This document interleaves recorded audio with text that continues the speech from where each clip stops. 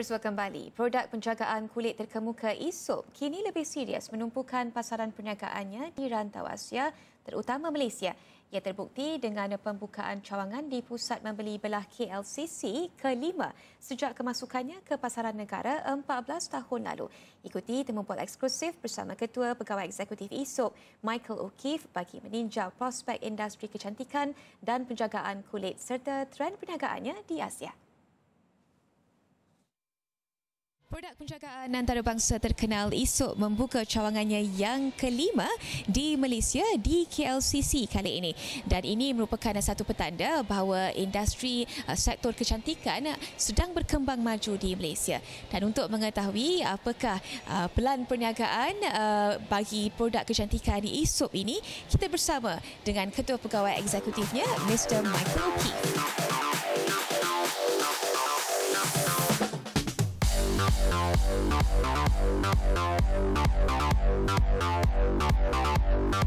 Mr. O'Keefe, congratulations on the opening of the 5th store in Malaysia.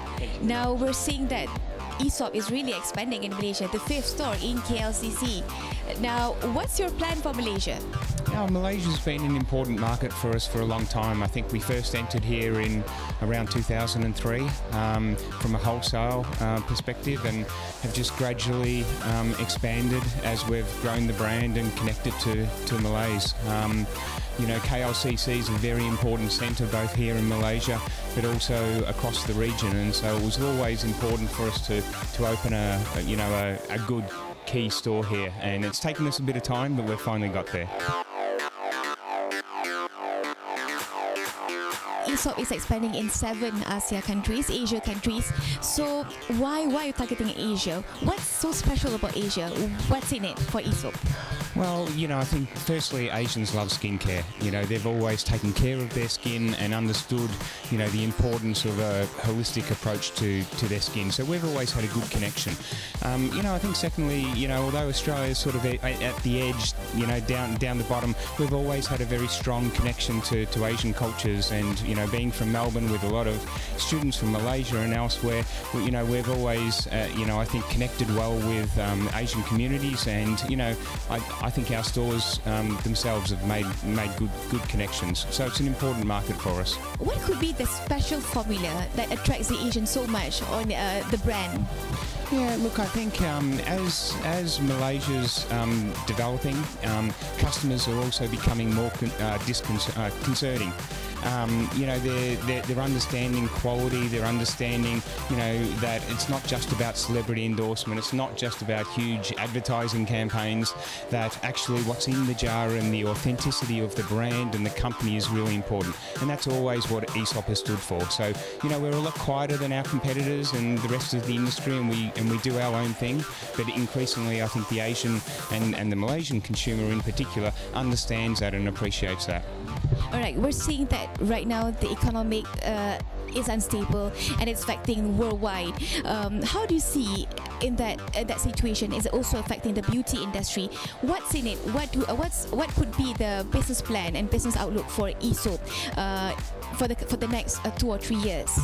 Yeah, it's interesting. You know, I think it is making customers more discerning in terms of their purchasing habits, and, you know, but actually, you know, most people around the world don't need more things. They've got enough handbags, they've got enough things. What they're after is, you know, products that actually mean something to them, and so that's where, you know, as I said before, they're becoming more interested in products with authenticity, with quality, and Aesop fits, you know, well into that. I think from our perspective, we always take a long-term perspective into a market as well. We're not here for 12 or 24 months. When we're opening a store, we're looking out 10 or 15 years. So, you know, Malaysia, like Australia right now, is going through a little bit of a slump, but we're very confident in terms of the country's progression over the next decade or so. Now it's going to beauty industry, not so much on the female focus anymore. So how do you see that as one of the, you know, opportunities for Aesop to actually promote more male-friendly products for them?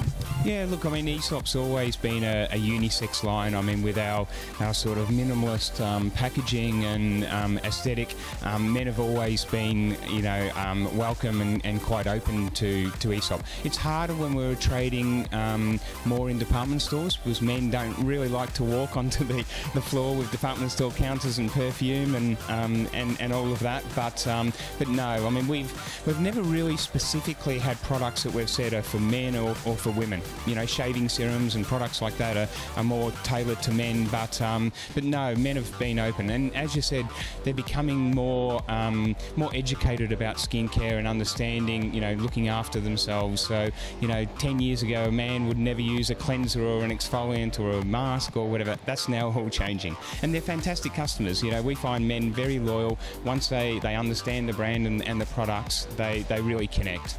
Moving forward, what's your sales projection in ASEAN region and especially in Malaysia?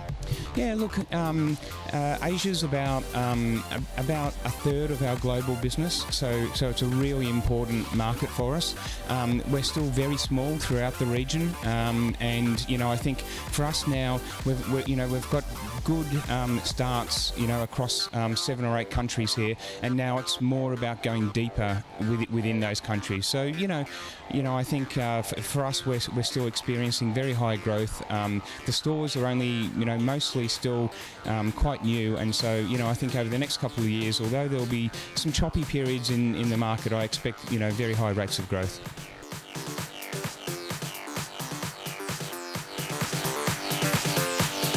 Ternyata kualiti, konsep serta penjenamaan yang dibawakan oleh Aesop menjadikannya satu produk kecantikan yang selangkah ke hadapan berbanding produk-produk yang lain, dan ini seterusnya menarik penggunanya baik wanita maupun lelaki yang mempunyai seleksi yang cukup tinggi dan dalam memilih produk kecantikan untuk kulit mereka.